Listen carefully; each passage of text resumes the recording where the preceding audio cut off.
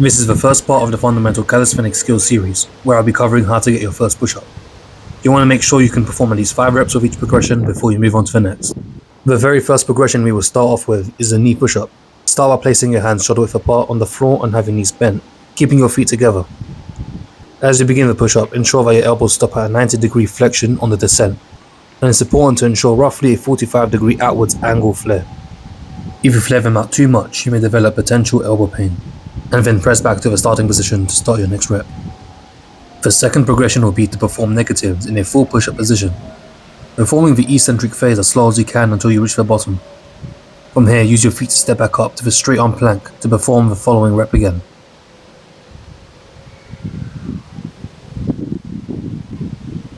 The next exercise is the incline push-up, essentially placing your hands on an elevated surface, completing both a downwards and upwards phases of a push-up, otherwise known as the eccentric and concentric.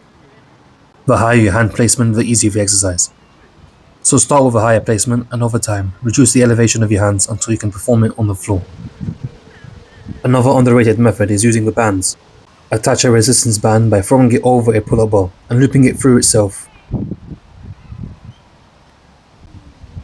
Pull the bands down and have it placed around your waist.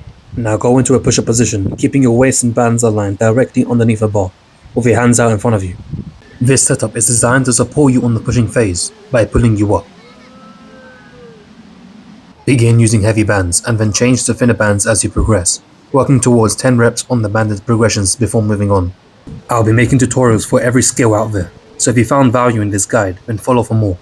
And if you're new to calisthenics or fitness in general, then be sure to download my free 2-week program, which can be found in the description, to get you started on your journey.